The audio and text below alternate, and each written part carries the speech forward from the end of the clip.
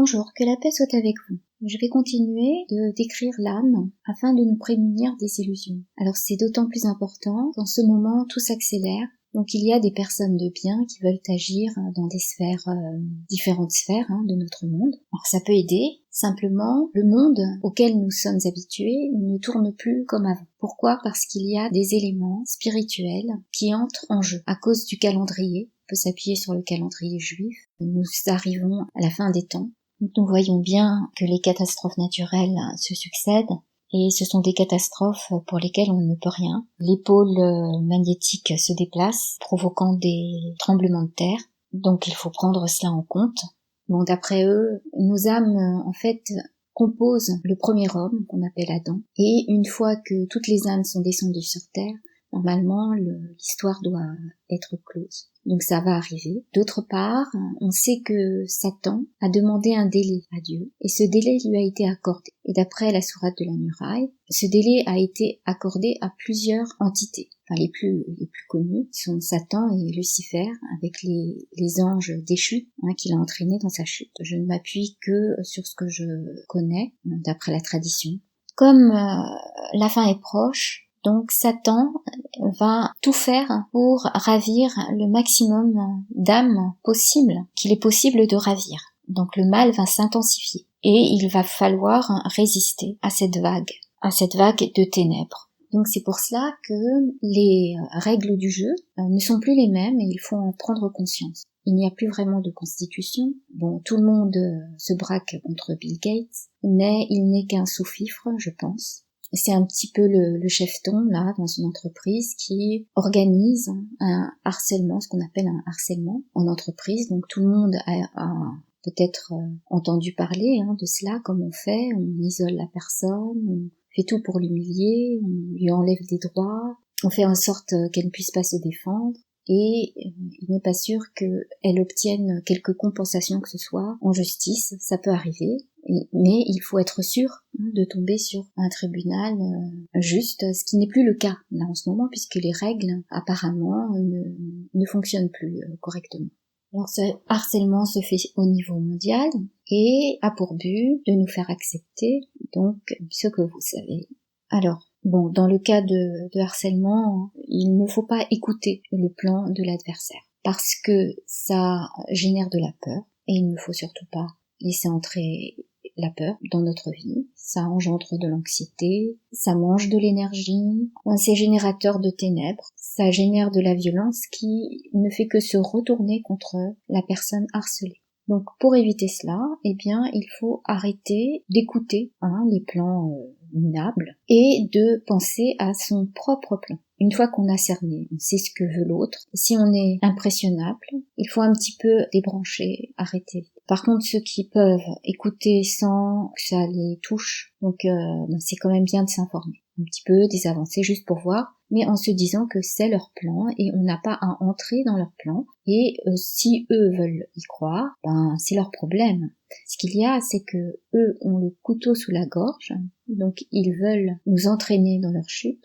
Mais nous, on s'en lave les mains, on n'a rien à voir avec. S'ils ont signé un pacte avec le diable, c'est leur problème, c'est pas le nôtre. Donc nous, on n'a pas à subir leur choix. Donc, il faut que ce soit clair pour nous. Ils veulent nous imposer une suite d'événements qui leur paraît inéluctable, mais non, ce n'est pas inéluctable, on est libre de choisir. Et donc on va choisir la vie, la vraie, celle qui nous est réservée, et c'est la vie divine en fait. Nous l'avons, il suffit de dire oui à Dieu. Voilà.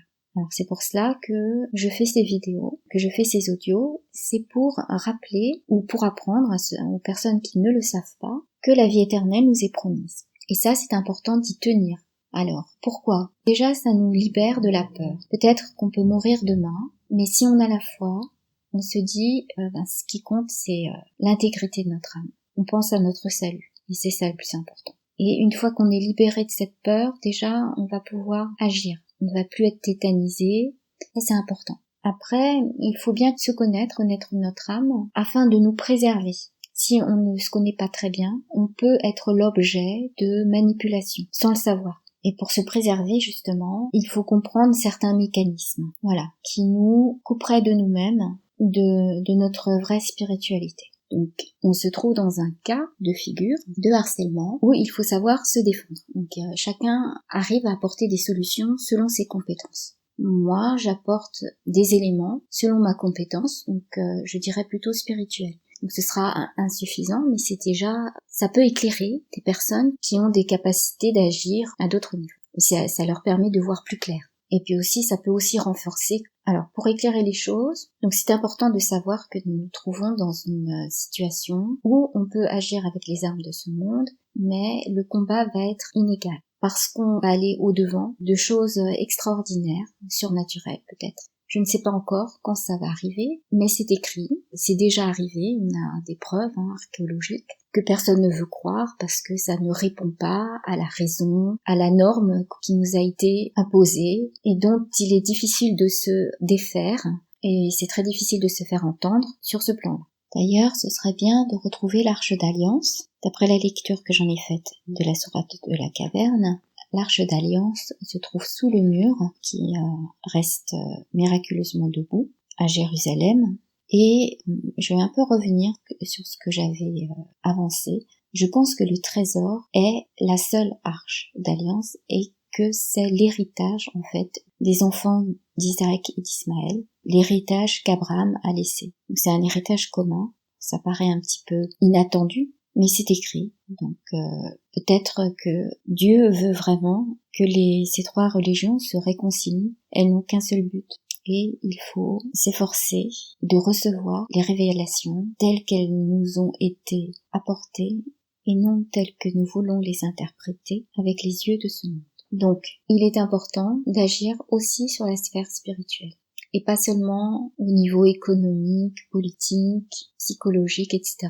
Bien que ça aide, il faut savoir que nous allons traverser des périodes très très dures et il faut être équilibré au niveau de la santé physique, psychologique, etc.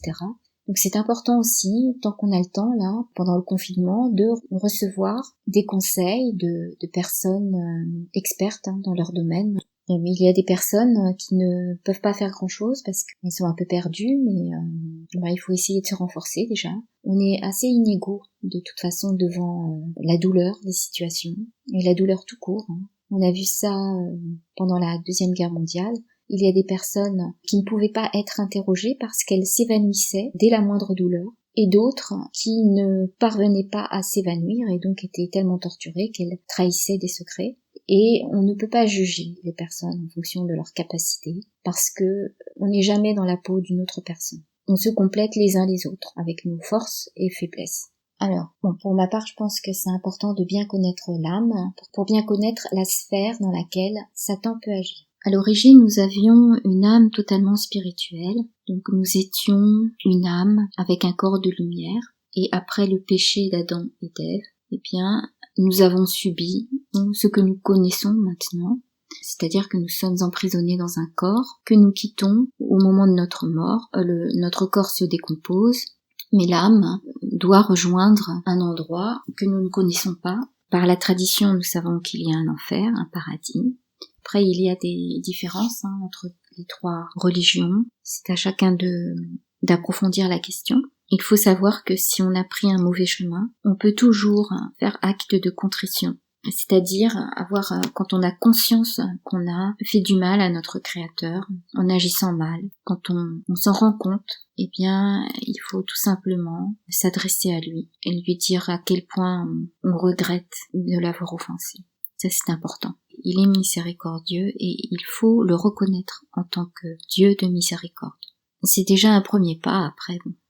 C'est important de savoir que cette option est là et elle est pour tout le monde. Après, il y a des personnes qui ont le cœur endurci et qui ne peuvent pas. Et donc ça, c'est aussi Dieu qui endurcit les cœurs. C'est une punition. Et donc, il faut prier pour avoir un cœur plus tendre, d'être capable de reconnaître qu'on a commis un acte qui attriste le Créateur. Et c'est important de passer par cette étape parce que ça va permettre de bénéficier de l'amour de Dieu, mais donc de sa protection. D'entrer dans sa volonté, c'est une étape. ça se fait dans un acte d'abandon total, dans l'amour de Dieu. Et si on reçoit Dieu dans son cœur, puisqu'on ne peut pas l'atteindre évidemment, on tend notre cœur vers Dieu, mais on ne l'atteint pas. C'est lui qui vient après à nous par ce mystère glorieux, et qui vient à nous et nous nourrit de sa volonté, nourrit notre âme de sa volonté. Cette partie spirituelle de l'âme sera dépouillée de toute cette sphère que j'ai appelée psychique dans ma première partie parce que je ne savais pas quel nom donner. Donc cette sphère dépouillée et toute nue qui va être le refuge de l'âme où Satan n'a absolument pas accès. En revanche, il a accès à toute la sphère spirituelle qui n'est pas tournée vers Dieu, donc qui est tournée vers ce monde où il y a une volonté de ne pas avoir ce lien avec le Dieu créateur, donc qui exclut toute transcendance. Et dans ce cas-là, on est rivé à ce monde. Pour ne pas donner accès à Satan, il faut vraiment avoir un cœur pur. Or, dans ce monde de perversion, je ne sais pas si ça existe encore, si ça peut exister. J'avais donné dans la première partie l'image du chien au seuil de la caverne pour nous donner une idée du degré de spiritualité par rapport à l'animal. Mais en fait, peut-être que ça se présente autrement, parce que là, dans ce monde, nous sommes limités dans notre corps, donc dans l'espace, et nous sommes aussi limités dans le temps. Alors que l'âme spirituelle n'a pas de limitation. Quand elle est dépouillée de toute cette sphère où elle est tombée à la suite de la chute due au péché originel. Et donc cette âme spirituelle, cette part de l'âme spirituelle qui échappe donc aux contingences de ce monde, on ne la cultive que par la foi. On la cultive pour préserver un trésor qui est notre foi et qui est le point de rencontre entre nous et Dieu. C'est là où Dieu nous parle, il nous parle dans notre cœur. Là où est notre trésor est notre cœur. Mais ce n'est pas quelque chose qu'on peut visualiser ordinairement. Certains peuvent peut-être. En fait, la foi seule suffit pour entretenir cette part de notre esprit, entretenir notre cœur. Il n'en faut pas plus. Alors il y en a qui essayent d'élever leur spiritualité, leur âme, de manière factice, donc en forçant les choses, par exemple en faisant des sorties astrales, c'est-à-dire ils sortent leur âme de leur corps et leur âme garde un lien avec un cordon d'argent. Donc rien que la description de cette expérience prouve que l'âme est restée à un niveau qui ne dépasse pas le seuil où se trouve le chien dans la sourate de la caverne. C'est-à-dire que l'âme est restée à un niveau où Satan peut agir. Et donc c'est très dangereux. Alors si ce n'est pas lui, ce seraient d'autres entités. Et en plus, non seulement ça n'élève pas l'âme, mais ça contribue à faire perdurer l'illusion, même à renforcer cette illusion. Ça renforcerait l'illusion d'une élévation de l'âme, alors que ce n'est pas le cas. Et ça détourne l'âme du seul chemin qui mène à Dieu. Il faut que ces personnes reconnaissent que ce qu'elles voient et ce qui leur semble merveilleux ne l'est pas, c'est pas grand-chose au regard des vraies merveilles que Dieu a créées et qui ne nous sont pas dévoilées pour l'instant. Alors je pense que tout le monde, à un moment donné ou un autre dans sa vie, a, dans une fraction de seconde, perçu l'image de la création telle que Dieu l'a voulu au départ, au travers de la nature, au travers d'une rencontre. Et ces moments, je pense qu'ils sont surtout perceptibles par les petits-enfants, qui sont encore capables de s'émerveiller, qui ont encore un cœur tendre, et qui, malheureusement, dans les temps présents, et dans ces temps qui vont venir, sont justement la cible. Car si on a en tête l'enjeu que j'ai décrit dans Apocalypse, la première bête et la deuxième bête, on comprend pourquoi il y a un génocide et que les enfants sont vraiment en danger. C'est aux adultes d'être responsables, de voir un petit peu plus loin, de se rendre compte des temps présents où les règles du jeu ne sont plus les mêmes. Que la paix soit avec vous.